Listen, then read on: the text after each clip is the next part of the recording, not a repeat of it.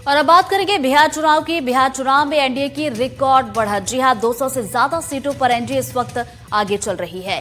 तो बड़ी खबर आप तक पहुंचा रहे हैं। बिहार विधानसभा चुनाव, जहां पर एनडीए की लहर में पूरी तरह से महागठबंधन उड़ चला है। और बिहार चुनाव के जो रुझान है वो देखिए यहाँ पर कमाल क्या है। ऐतिहासिक ये रुझान यहाँ पर दिखाई दे रहे हैं। 200 से ज्यादा सीटें हैं जिस पर एनडीए इस वक्त आगे चल रही है। तो देखिए रिकॉर्ड तोड़ जो है यहाँ पर सीटें नजर आती हैं।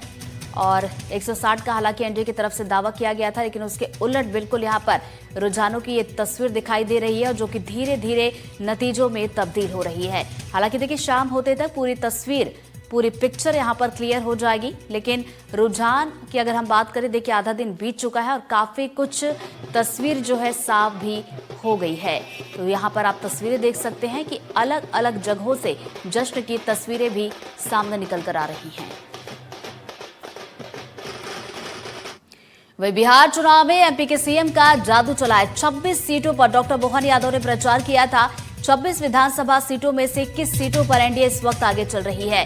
तो देखिए दिल्ली हो, हरियाणा हो या फिर महाराष्ट्र हो, हर जगह हमने देखा कि किस तरीके से फैक्टर काम आया। स्टार प्रचारक मुख्यमंत्री मोहन यादव थे। 26 विधानसभा सीटें थी जहां पर उनकी तरफ से धुआंधार प्रचार किया गया था। चुनावी मैदान में ताकत झोंकी गई थी और उसका नतीजा यहां पर रुझानों में साफ तौर पर दिखाई दे रहा है। ये बता रहा है कि माननीय प्रधानमंत्री के नेतृत्व में सुशासन की बयार जो चल रही है और तथाकथित कांग्रेस और उनके गठबंधन के दलों की जो कुव्यवस्थाएं हैं, उससे जनता का मन टूट चुका है। और एनडीए के साथ विकास के साथ कदम से कदम मिला करके न केवल देश के विकास बल्कि देश की सुरक्षा के साथ भी माननीय मोदी जी ने जो अपनी नीतियां लागू की है, वाकई वो सबका मनोबल बढ़ाने वाली है।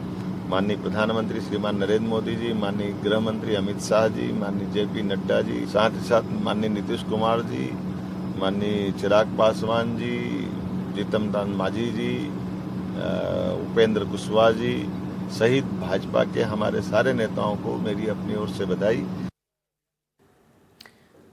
और ज्यादा जानकारी के साथ हमारे सहयोगी आकाश का रुख करेंगे। आकाश हमारे साथ इस वक्त लाइव जुड़ गए। आकाश, देखिए मोहन मैजिक यहाँ पर चला है। जहां जहां चुनावी प्रचार मोहन यादव की तरफ से किया गया था, 26 में से 21 सीटों पर एनडीए आगे चल रही है और देखा जाए समय के साथ इन नतीजों में बदलती हुई भी दिखाई दे रही है। बिल्कुल, और बीजेपी का मध्य प्रदेश जो कार्यालय है, प्रदेश कार्यालय है, ये मुदिया नीतीश की जोड़ी हिट हुई के गानों से इस वक्त गूंज रहा है।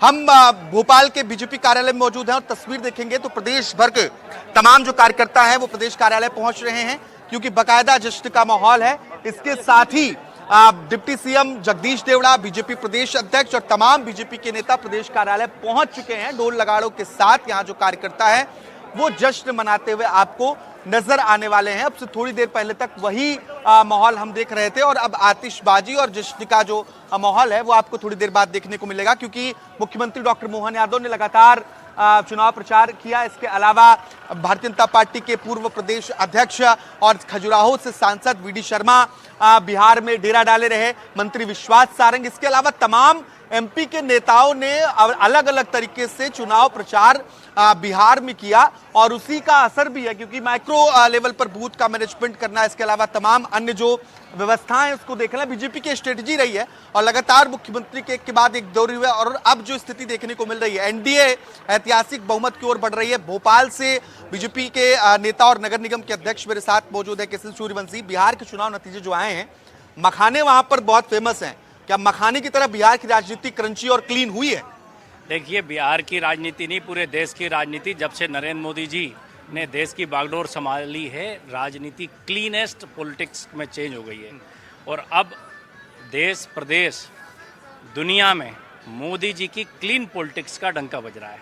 जो वोट चोरी के आरोप लग रहे थे, ये कहा गया कि एसआईआर के जरिए लोगों के वोट काटे गए, उन आरोपों पर अब नतीजों के बाद आप क्या कहना चाहेंगे? खिसियानी बिल्ली खम्बा नोचे, हार का ठीकरा हर बार, कभी ईवीएम पे, कभी एसआईआर पर, कभी किसी अन्य विषय को लेकर के।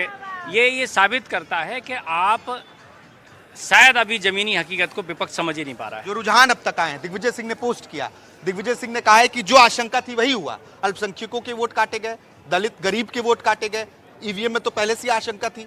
सवाल उठा रहे हैं सर। जो जीते हैं कांग्रेस के लोग या बाकी अन्य लोग, वो कहाँ से जीते हैं? दिग्विजय सिंह जी इस बात का जवाब दें। अगर ऐसा होता तो फिर एक भी नहीं जीतते। राजनीति में आप राजनीति कर रहे हैं, ठीक है, पर निष्पक्ष संस्थाओं पर इस प्रकार के आरोप लगाना स्वस्थ परंपरा का हिस्सा नहीं है। और शायद ये आप अभी समझ ही नहीं पा रहे हो। आपको बार बार पूरे देश में आईना दिखाने का काम जनता करती है, तो भी आप ये नहीं समझ पा रहे हो कि लोकतांत्रिक संस्थाओं पर, संवैधानिक संस्थाओं पर, निष्पक्ष संस्थाओं पर इस प्रकार के आरोप लगाने से आपकी जो जमीनी हकीकत है वो बदल नहीं जाएगी। आपको नकार दिया जनता ने, स्वीकार करिए। संवैधानिक संस्थाओं पर आरोप न लगाएं, ऐसी सलाह भारतीय जनता पार्टी कांग्रेस को दे रही है।